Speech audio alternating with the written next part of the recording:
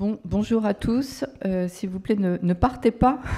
On va continuer à parler de tous ces sujets. C'est un peu difficile de passer après Laurent Alexandre, mais on va tâcher d'être à la hauteur pour parler du Smart Citizen dans la Smart Métropole et de l'intelligence partagée, si ce n'est de l'intelligence artificielle. On va rebondir un peu sur ce qui vient d'être dit.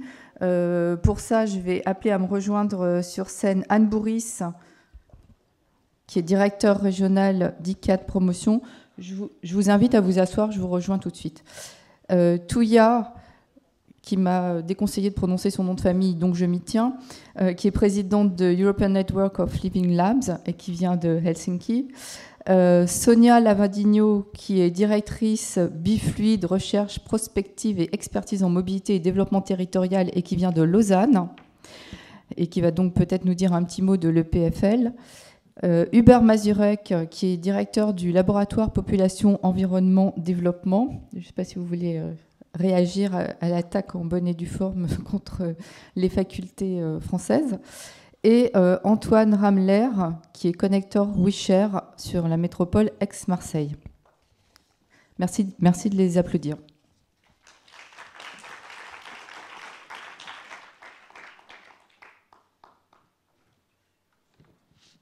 Bon, alors, comme je disais, c'est un petit peu difficile. On a entendu parler d'écoles indigentes, de métropolis insupportables, de fin de la démocratie, si ce n'est de fin du monde, de crapauds numériques. Je fais juste un petit florilège.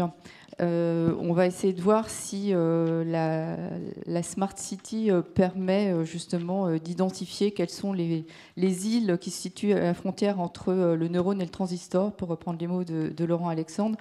Moi, en écoutant ça, je me suis dit que finalement, ce n'était pas du tout ce qui était prévu initialement comme thématique, et on va probablement pas rester sur cette thématique-là.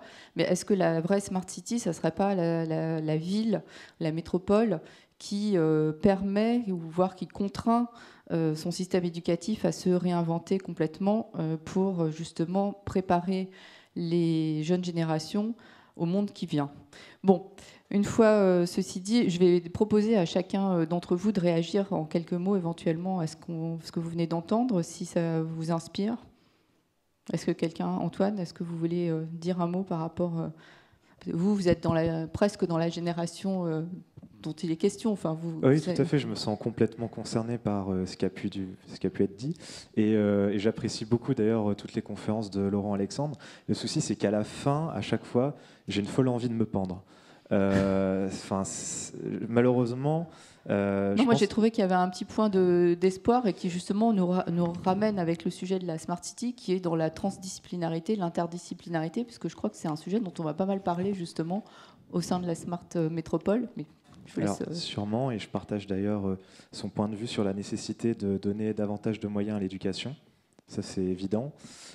Seulement, ce qui me gêne, c'est la vision de voir une intelligence artificielle, une technologie, des outils numériques, comme étant un nouveau moyen d'installer une sorte d'oligarchie où, en fait, on passerait d'une accumulation de capital à une accumulation de savoir, de savoir-faire et de connaissances. Je trouve que c'est un peu gênant, c'est un peu réducteur. Et c'est un petit peu oublier que des plateformes, des outils numériques peuvent être mis en place également pour aider ce qu'on appelle de l'intelligence collective. Et c'est sûrement là d'ailleurs que les Smart Cities ont le devoir de s'engager à l'avenir, c'est essayer justement, plutôt que de parler d'interdisciplinarité, c'est vraiment essayer de construire des ponts entre cette intelligence artificielle qui est pleine de ressources et cette intelligence collective. Très bien, merci. Bon, je pense que c'est des sujets dont on va reparler. Je vais peut-être, pour commencer, vous demander de faire un tour de table, de vous présenter succinctement, présenter votre organisation, le cas échéant vos travaux, et en quoi ils sont liés à la thématique de cette table ronde sur l'intelligence partagée, le Smart Citizen dans la Smart Métropole. Peut-être en commençant par vous, Madame Bourris. Bonjour, je représente donc la société ICAD. ICAD, c'est une société foncière, c'est une société de promotion. Donc, à travers notre activité, nous accompagnons les collectivités dans toutes ces mutations urbaines. C'est un axe fort de notre développement. On ne peut pas passer à côté de ça. Et bon, on ne va pas reparler de ce qu'a dit le docteur Alexandre, mais en fait, on travaille dans la cité avec évidemment des acteurs politiques. Nous avons des échanges parfois musclés d'ailleurs, mais en tout cas, on compose ensemble et on essaye de communiquer évidemment et de faire avancer nos projets, nos nouveaux modes de vie finalement, en fonction de l'évolution de l'économie, de l'évolution de l'intelligence artificielle aussi. On connecte nos bâtiments, on tient compte de l'environnement qui est très important. Peut-être ce qui est difficile, c'est aujourd'hui de travailler, non pas, il faut oublier de travailler projet par projet, mais évidemment, il faut travailler à l'échelle d'une métropole. Et il faut avoir ce regard avec l'ensemble de nos partenaires politiques et économiques. Merci pour cette courte introduction. Tuya, est-ce que vous pouvez nous présenter ce que c'est que ce European Network of Living Labs, s'il vous plaît? So related to the previous presentation, European Network of Living Labs was established 10 years ago at the time when internet became more and more important for all type of things. But what we have been emphasizing all the time is that it's not about technology, it's about the human aspect. It's about human-centered way of learning and also democratizing innovation. So what we, if I really briefly try to connect this approach of cities as living labs to smart cities, so we really would like to see the human layer at the core of any political or city development, meaning that we created methods and tools how to involve the citizens to the various co-creation processes. And surprise, surprise, I'm an educator, professional educator, but it's really nice to see how these human-centered innovation processes are also educating people. So we simultaneously created a non-formal learning process for anyone who wants to be involved.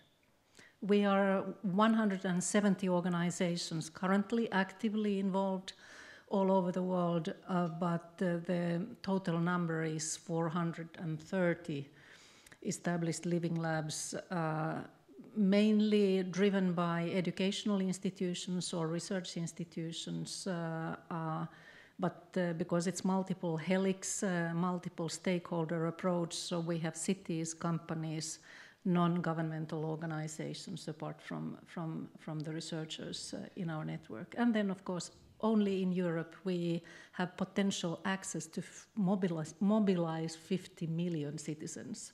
So we really take it bottom up. Merci beaucoup. Donc oui, ça va être la thématique, je pense, le fil conducteur de cette table ronde, c'est l'humain au cœur de toute l'innovation, mettre l'innovation à portée de chacun et inventer des nouvelles formes d'intelligence collective, en fait. Et vous allez nous parler un peu plus tard des projets de développement des Living Labs.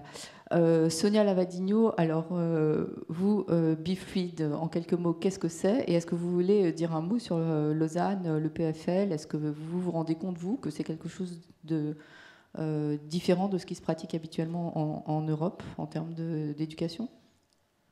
Oui, donc j'ai effectivement créé Bfluid. Je suis à la base une chercheuse. J'ai travaillé 8 ans à l'École polytechnique fédérale de Lausanne. Donc effectivement, je connais de l'intérieur le PFL. Et c'est vrai que j'ai aussi vécu sa mutation qui est liée effectivement au dynamisme d'un président, Patrick Ebicher, qui a vraiment mené une politique très forte de... Je pense qu'au-delà de ce qu'on peut voir, la fancy architecture ou la manière dont le campus a évolué, je pense que ce qui est intéressant avec cette approche, c'était les très nombreux partenariats, que ce soit au sein de la Suisse ou à l'international, l'envie effectivement d'aller chercher les meilleurs profs et effectivement aussi de les payer de manière quand même plus conséquente qu'ailleurs. Aussi la volonté de créer des vraies équipes de recherche, de mettre beaucoup de moyens dans la recherche. On est finalement, c'est une institution qui a peu d'étudiants. L'objectif n'est pas de monter à des milliers d'étudiants, mais au contraire de garder cette idée du small is beautiful, avec aussi vraiment une emphase dans la recherche qui est beaucoup plus forte qu'ailleurs.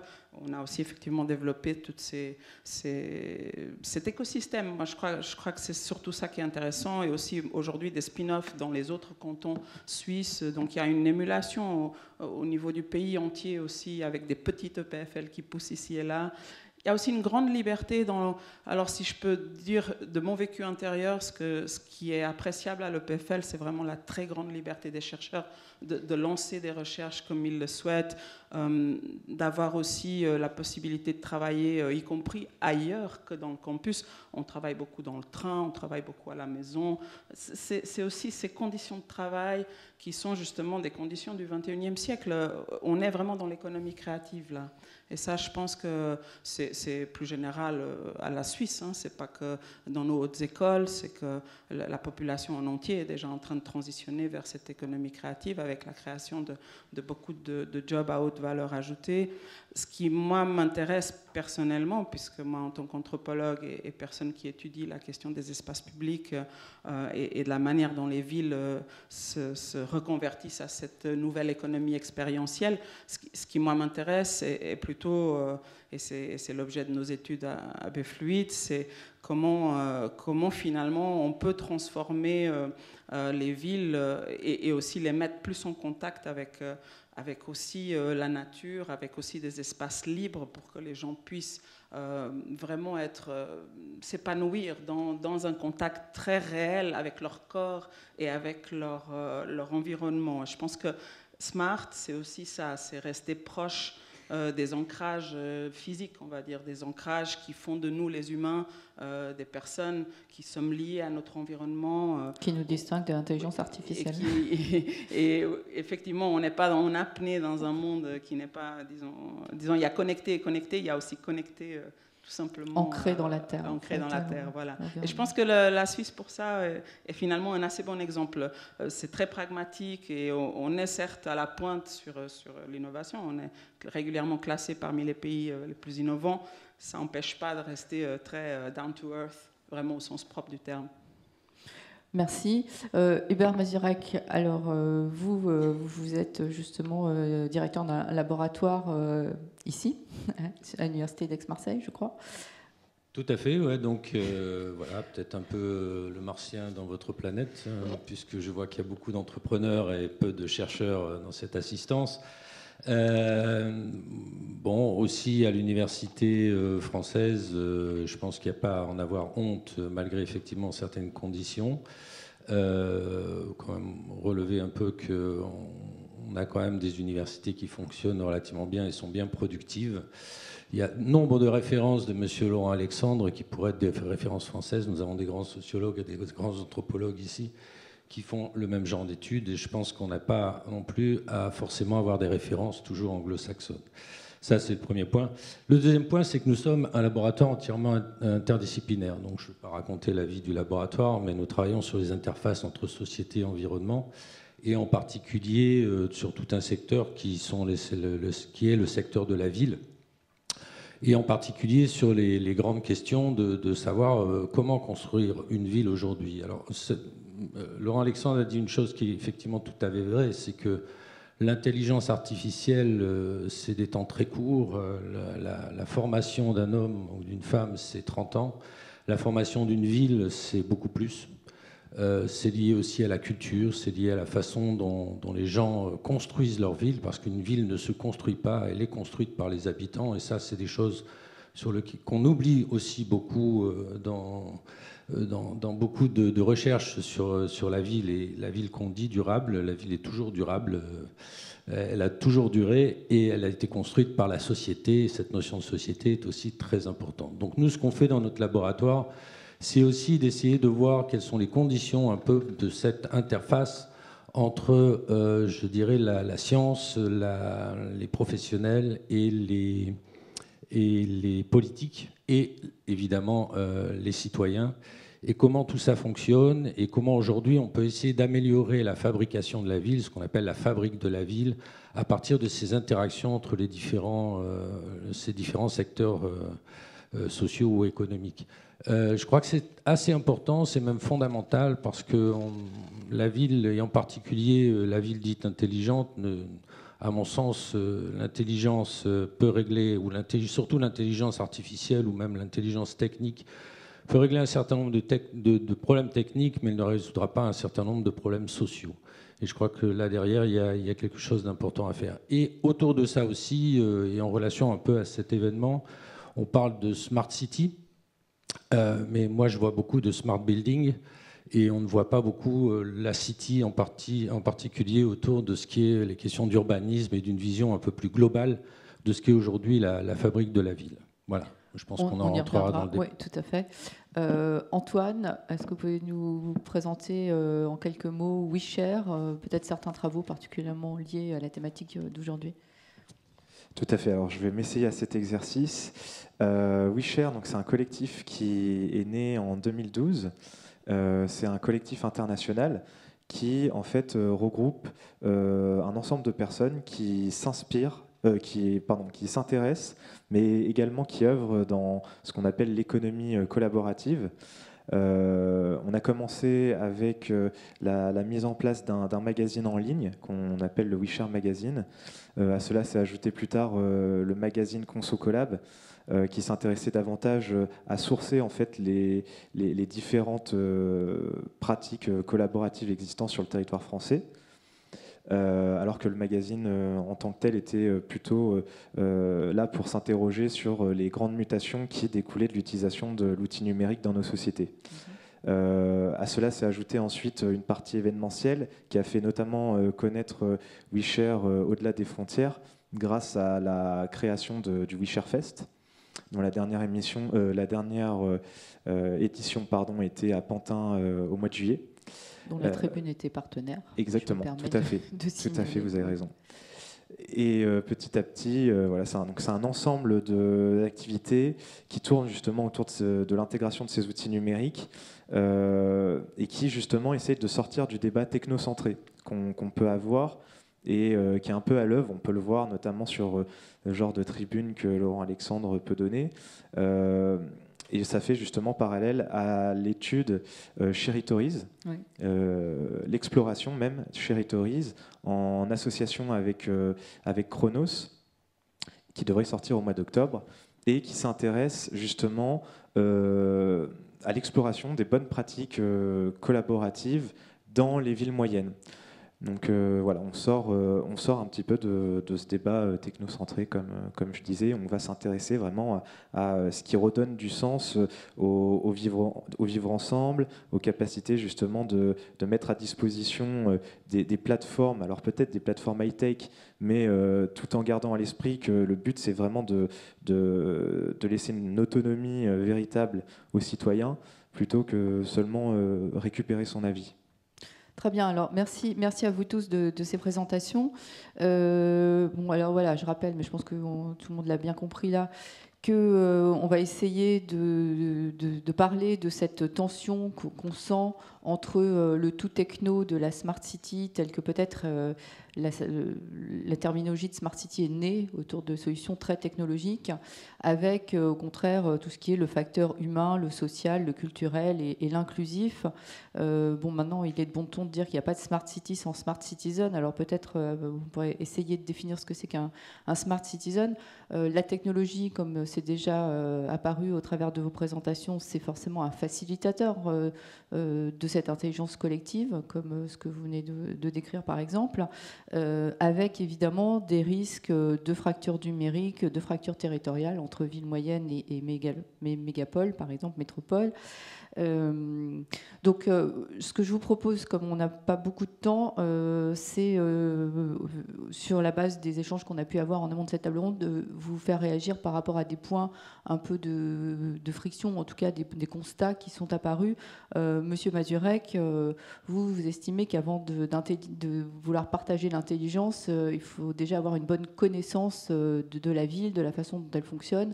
Et vous faites le constat que ça n'est pas aujourd'hui le cas.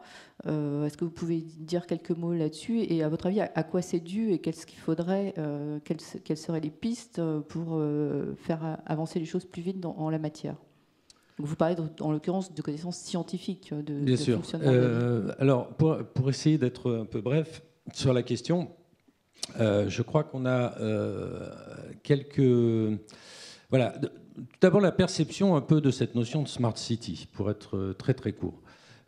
Aujourd'hui, la perception, aussi bien du côté des urbanistes, des professionnels, comme aussi surtout de la population, c'est que la smart city s'assimile un peu à SimCity. C'est-à-dire qu'on met de l'électronique pour un peu contrôler la fabrication de la ville, on met des capteurs pour faire une ville pilotable, ce qu'on appelle une ville aussi neuronale. Voilà, donc c'est un peu la perception qu'aujourd'hui ont les gens de cette notion de smart city. Et la deuxième perception, là c'est plus une perception, c'est une constatation, c'est que cette smart, ces électroniques, etc., sont très sectorielles. On parle beaucoup, par exemple, d'énergie, de contrôle de l'énergie, des bâtiments, de contrôle des transports, ouais, de mobilité, etc. Or, aujourd'hui, bon, certes, tout ça est un facteur qui est absolument indispensable. Je pense que là, je suis d'accord avec Monsieur Alexandre, c'est qu'effectivement, on avancera, si on fait de la prospective, on sait qu'on ira vers là, on ira vers plus d'intelligence artificielle. Mais la grande question, c'est de savoir comment on utilise aujourd'hui cette intelligence artificielle.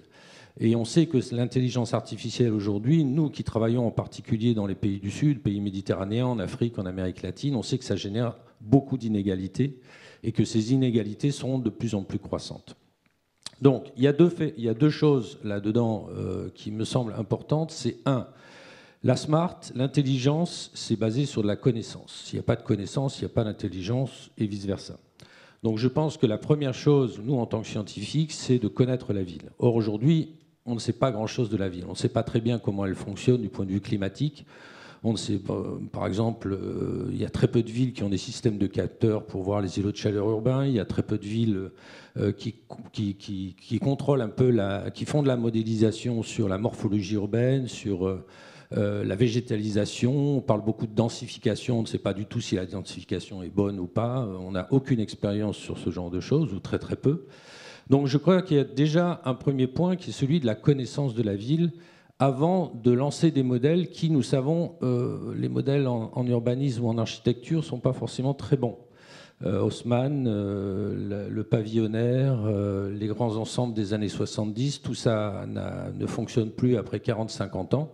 Donc qu'est-ce qui nous fait dire aujourd'hui que notre modèle de Smart City fonctionnera dans 40-50 ans?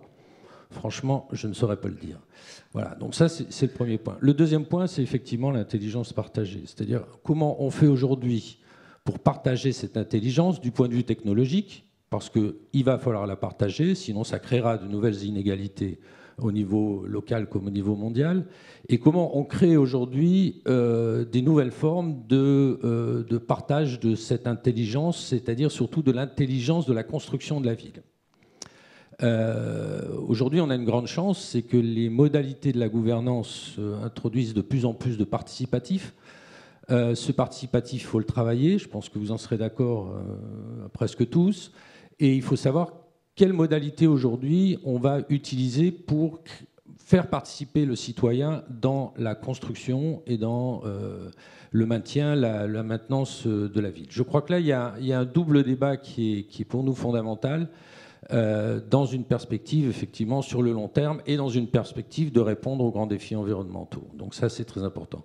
Alors nous, la solution, pour être aussi très très bref, et j'arrête, c'est qu'effectivement, il n'y a pas aujourd'hui d'espace de rencontre ou de débat ou de co-construction entre ce qui est le professionnel, les scientifiques, les collectivités, les décideurs et les citoyens.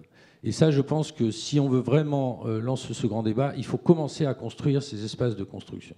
À travers des plateformes, à travers des débats, à travers aussi de la co-construction scientifique, c'est-à-dire avoir des débats scientifiques autour de ces notions-là, avec des décideurs, avec des collectivités, pour essayer de répondre à des questions effectivement beaucoup plus générales et qui sont plus liées à l'urbanisme qu'à la simple promotion immobilière ou à la construction de ce qu'on appelle aujourd'hui des écoquartiers. Enfin, il y aurait beaucoup de choses à dire là-dessus.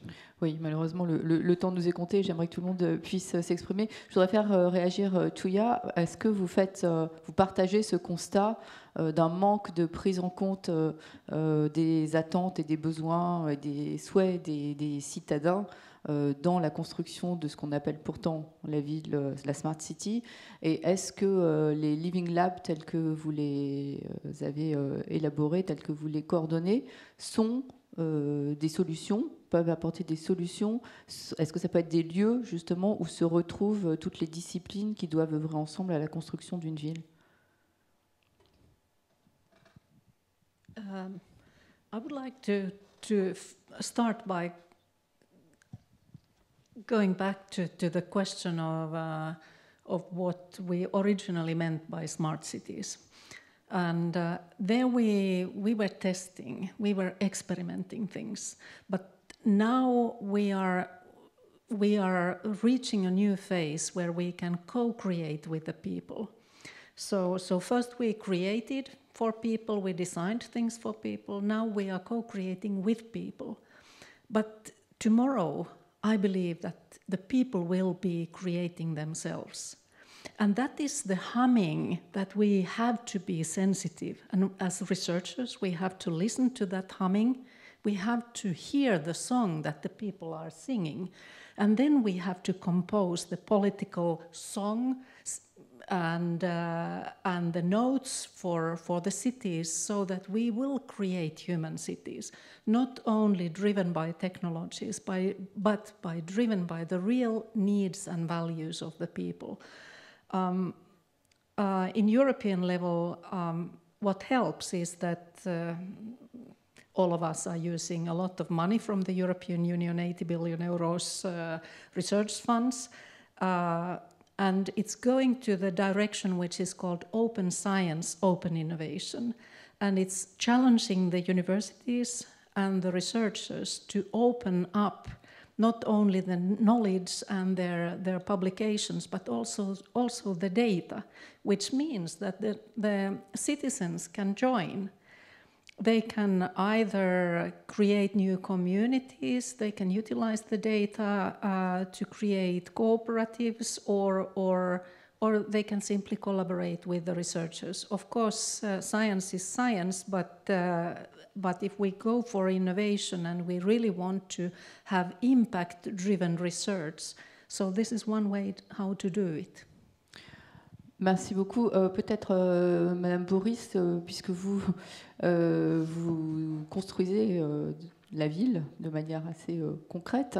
On essaye. Comment est-ce que vous réagissez à ces constats à la fois de manque de collaboration, coopération entre les différentes disciplines, de manque de passage de l'écoquartier à la ville durable, et puis aussi peut-être sur cette problématique d'horizon de temps, c'est-à-dire que vous commencez déjà à proposer des solutions pour rendre la ville intelligente, avant même qu'on ait donc le fonctionnement précis, modélisé, etc., du fonctionnement d'une ville. Et comment est-ce que vous prenez en compte justement les citoyens dans vos projets? Vous avez beaucoup de questions. Hein. Merci. Je pense que vous êtes concernés par tout ça, en fait. Tout à fait. En fait, tout ce dont on parle aujourd'hui, et c'est la raison pour laquelle on est autour de cette table, quand on parle de Smart City, Smart Citizen, c'est finalement, c'est qu'à la base, il y a une problématique et il faut commencer à y répondre. Donc c'est déjà une prise de conscience globale. On voit, par mon parcours en tout cas, je vois l'évolution. Comme je disais tout à l'heure, il y a quelque temps, on faisait un projet immobilier sans se soucier, mais absolument d'aucune manière, de ce qui se passait autour d'un projet immobilier. Aujourd'hui, évidemment, on prend en compte les contraintes environnementales, la pollution, les déplacements. Enfin, en fait, on réfléchit pour le bien-être des citoyens. Je crois que c'est bien ça le sujet, pour rendre la ville plus agréable, faire en sorte qu'il y ait le moins de stress possible. Donc on est passé de projets seuls, puis on discute sur des smart cities, entre guillemets, qui sont des écoquartiers. Là, je dirais que le danger, c'est que finalement, au bout du compte, on arrive dans un écoquartier où les gens vivent entre eux et que l'on crée des cités, des ghettos, les uns à côté des autres. Donc, je crois que notre démarche, elle doit être vraiment aller beaucoup plus loin et regarder à l'échelle d'une ville et de la métropole, et notamment au niveau des déplacements. Alors, à ce sujet, chez ICAD, eh bien, une actualité vraiment tout à fait actuelle, on va dire, c'est-à-dire qu'à partir de la semaine prochaine, ICAD déménage son siège social, et c'est un joli exemple, je trouve, dans la prise en compte de la Smart City, déménage son siège social en réduisant considérablement les mètres carrés occupés par les collaborateurs, tout simplement parce que désormais, à la place de bureaux fermés, où chacun est propriétaire de son espace, eh bien, vont s'ouvrir des bureaux très très open. D'ailleurs, je crois que le siège s'appelle Open, et où il y aura non seulement cet espace ouvert, mais aussi personne ne sera propriétaire de son espace. Et pourquoi on en est arrivé là ? C'est en fait la problématique des déplacements, notamment dans les grandes agglomérations, pour équiper les collaborateurs avec un système informatique extrêmement poussé, pouvoir travailler depuis chez soi, également travailler à Paris ou en Île-de-France dans des espaces de coworking. Donc ICAD prendra des espaces de coworking, ce qui fait que personne ne sera obligé, entre guillemets, de suivre les rush hours. On pourra travailler de manière bien plus intelligente, beaucoup plus sereine. Et ça, je crois que c'est un très grand pas qui est fait dans l'organisation d'une entreprise. Oui, alors effectivement, je trouve intéressant cette illustration qui n'est pas liée directement à votre cœur de métier, mais qui est en fait sur la contribution que peut avoir l'entreprise, qui est un des acteurs quand même importants de la ville, sur le désengorgement, la fluidification des déplacements, parce que si toutes les entreprises, j'imagine que ICAD l'a fait plus pour le bien-être de ses propres salariés, mais si toutes les entreprises, si ça généralise, effectivement, et ça rejoint un peu ce que vous disiez, Sonia, sur on travaille partout, dans le train, au café, etc. Mais ça a quand même comme conséquence un désengorgement, un lissage des points de circulation, etc. Comment est-ce que vous réagissez à ça ? C'est quelque chose qui vous semble, en fait, peut-être qu'en Suisse, ça se fait déjà beaucoup. C'est vrai qu'en France, c'est relativement innovant. Ça commence un peu dans des métiers de conseil, etc. Mais c'est quand même... Oui, je crois qu'effectivement, on le fait. D'ailleurs, le campus PFL UNIL, nous l'avons fait à l'époque parce que c'était un choix entre doubler finalement les rames de métro et donc du coup, ce qui impliquait aussi de doubler les infrastructures de métro ou décaler les cours d'un quart d'heure. Voilà, ils ont nous fait avons ça choisi de décaler les cours d'un quart d'heure. Ouais. Donc, c'est des choses qu'on fait, c'est-à-dire un management temporel. Je crois personnellement beaucoup au management temporel des espaces. Je pense que la question spatio-temporelle est une question qui est souvent ignorée, alors qu'elle nous donnerait beaucoup de marge de manœuvre en termes de planification urbaine, parce que voilà, l'espace est une denrée rare, alors que le temps... C'est pas qu'il n'est pas rare, parce qu'on n'a toujours que 24 heures dans la journée, mais disons que si on combine espace et temps, on a beaucoup plus de marge de manœuvre. C'est effectivement une piste qui reste souvent inexploitée. Je pense que ce qui est aussi intéressant dans tout ce qui vient d'être dit, c'est cette capacité à changer d'échelle. Et je pense que là, la métropole ouvre des portes, d'une certaine manière, dans les liaisons entre les territoires, dans la considération de qu'est-ce que c'est qu'une centralité, qu'est-ce qui est important en termes de quels sont les liens à renforcer. Je pense aussi que ça ouvre des portes à considérer d'autres choses au-delà du travail ou des activités obligatoires et à considérer aussi plus ce qui relève de la mobilité libre, des envies citoyennes en termes de loisirs, en termes d'achat, où là on sait que les gens ont plus de marge de manœuvre sur leurs déplacements. Je pense que c'est aussi... Smart va être vraiment quelque chose qui est de laisser plus de liberté aux gens de s'organiser comme ils le veulent par rapport à des agendas qui sont aujourd'hui quand même extrêmement contraints. Et finalement, ce qui nous donnera aussi cette impression d'avancer, d'avoir un certain progrès dans le futur, va être de pouvoir injecter ces espaces de liberté dans nos vies quotidiennes. Et je pense que par rapport à ça, les plateformes numériques peuvent nous permettre, effectivement, sont des facilitateurs, mais des facilitateurs pour quoi faire? In fine, ce qui nous intéresse, c'est de regagner en épaisseur, dans la qualité de nos relations. C'est peut-être aussi parfois de se déconnecter. Je reviens de là de Copenhague où j'ai vu pour la première fois d'ailleurs un petit panneau dans un de ces... Pourtant, café très à la mode, très, on aurait pu dire très hipster par ailleurs, où c'était marqué No laptops allowed. J'ai trouvé ça extraordinaire. C'est quand même quelque chose qui est étonnant et on ne s'attend pas à voir ça en plein cœur de Copenhague. Mais ça montre bien qu'on va aujourd'hui vers justement cette recherche d'épaisseur et in fine, cette différence entre neurones et transistors, pour moi, elle est là aussi. Elle est dans cette dimension affective, dans cette dimension de qu'est-ce que c'est la ville en termes de... La ville est encore aujourd'hui ce qui se fait de mieux pour la rencontre entre les humains. Et in fine, je reviens à ce que vous disiez avant, les espaces de rencontre au sens large.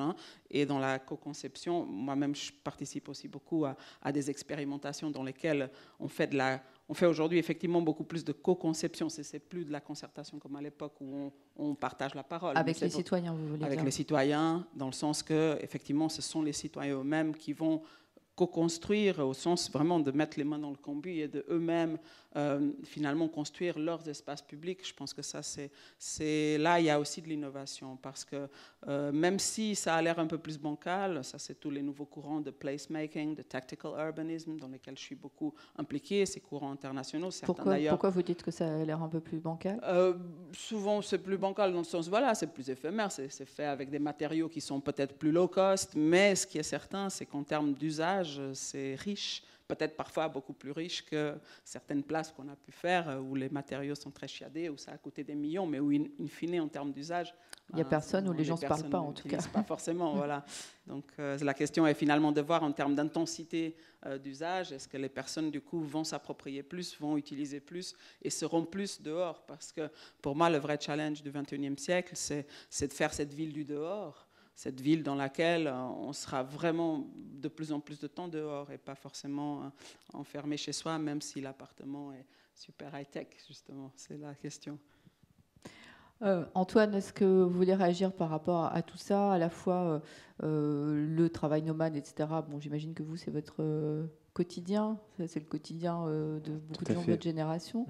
Moi, il y a un point que je voudrais aborder, puisqu'il nous reste presque 5 minutes, malheureusement, sur le partage, enfin l'intelligence partagée, c'est la partager entre qui, en fait, quels sont, auprès de qui on la partager, et notamment, parce que comme c'est un sujet sur lequel vous avez travaillé, est-ce que ça doit être réservé aux grandes villes qui mettent en œuvre ce genre de processus participatif, etc., pour voilà, connaître les attentes de leurs citoyens? Quid des villes moyennes que vous étudiez justement dans Sherry-Tories? Est-ce qu'il y a ce risque de la fracture numérique qui semble un terme un peu vieillot, mais néanmoins, je crois encore malheureusement assez réel? Alors je ne sais pas si j'aurai le temps de répondre complètement à cette question, à ces questions.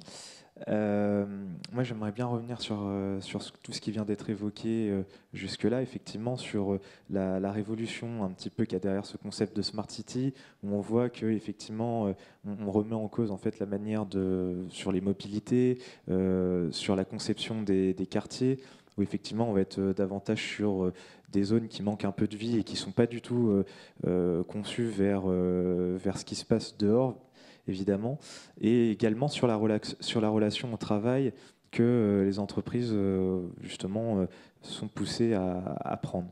Je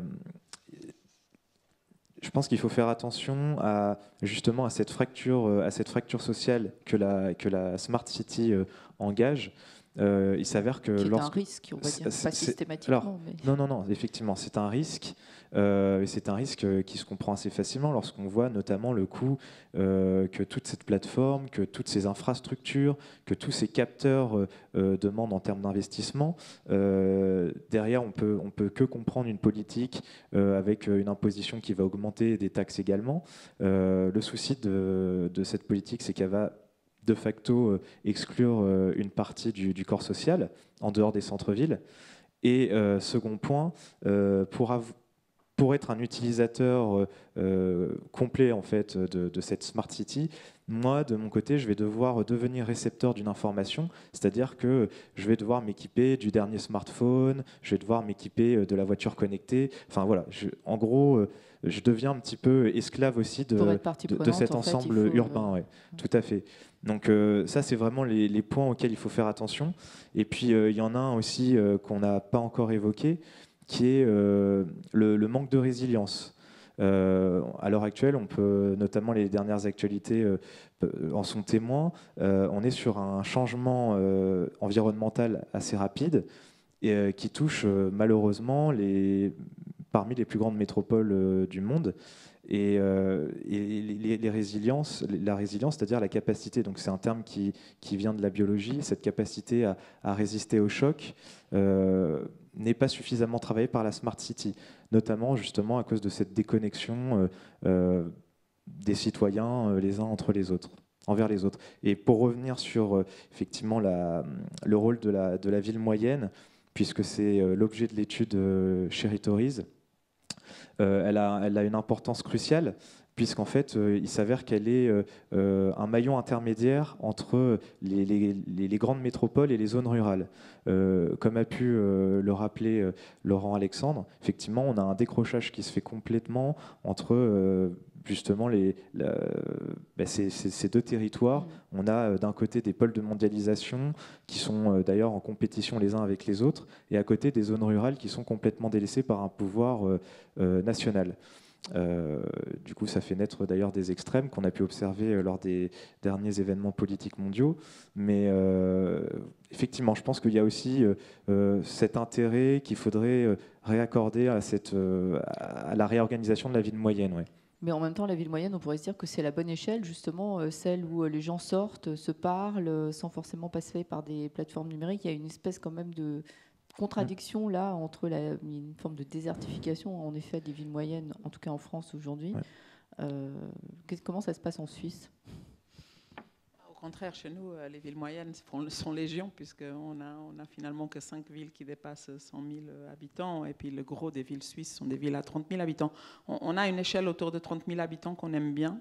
Je suis d'ailleurs en train de compiler les éléments pour rédiger un ouvrage sur ce sujet-là, parce qu'il me semble qu'il y a là une bonne échelle, effectivement, qui permet à la fois de rester très en contact avec cette nature environnante de votre hinterland, et qui permet d'avoir quand même déjà une compacité forte avec une intensité urbaine intéressante.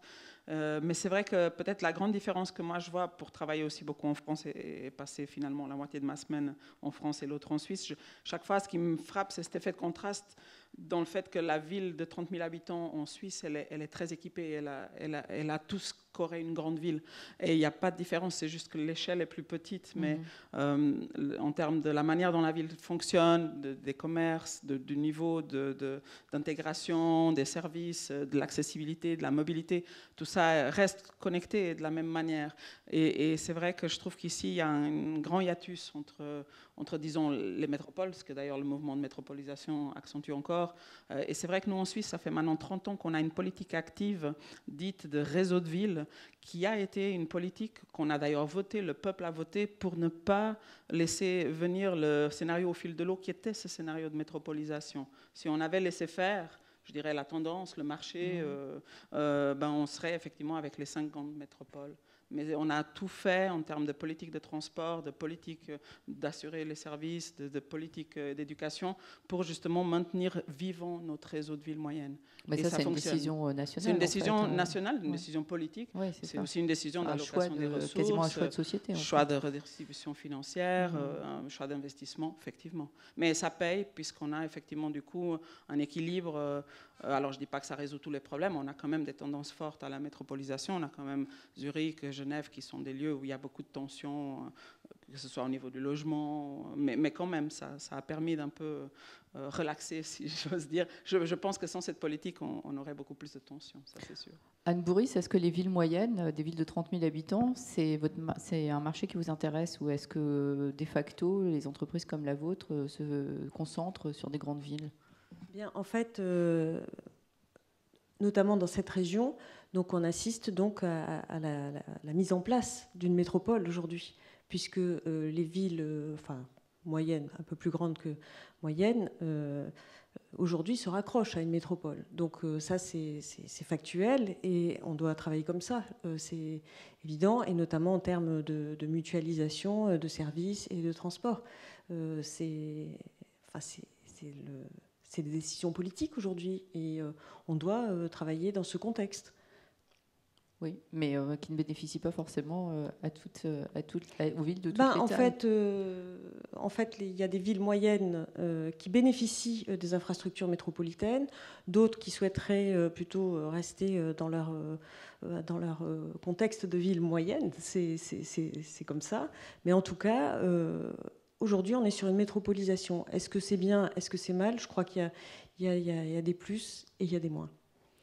Monsieur Mazurek, qu'est-ce que ça vous inspire, là, ces derniers échanges ? Nous, on travaille beaucoup sur les villes intermédiaires, effectivement, parce qu'on pense effectivement que c'est un moyen aussi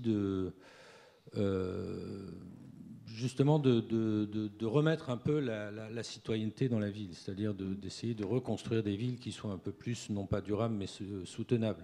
Ouais. C'est une question qu'on se pose d'ailleurs depuis longtemps, 40, 50 ans.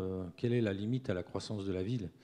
Nous, on travaille beaucoup en Amérique latine, par exemple, sur les équilibres entre centralité, petites, moyennes villes, etc., et sur l'accès aux services, effectivement, en relation, par exemple, à la mobilité. On sait très bien que le summum de la mobilité, c'est de ne pas se déplacer. Ça, tout le monde le sait. C'est-à-dire, moins on se déplace, et puis on est efficace dans les questions de mobilité. Donc c'est un peu toutes ces questions-là qu'il faut essayer de travailler face à des villes en Amérique latine. On sait qu'Amérique latine, il y a des taux d'urbanisation extrêmement forts.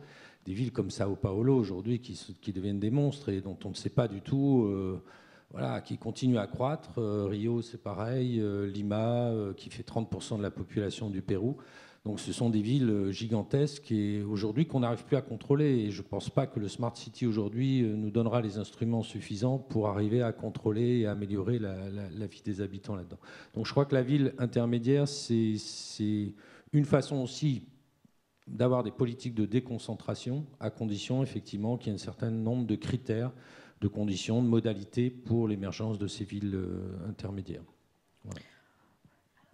Touya, est-ce que vous voulez ajouter quelque chose et peut-être nous parler du Global Virtual Lab que vous avez qui est en projet brièvement parce qu'on a time is out, so you have 1 minute.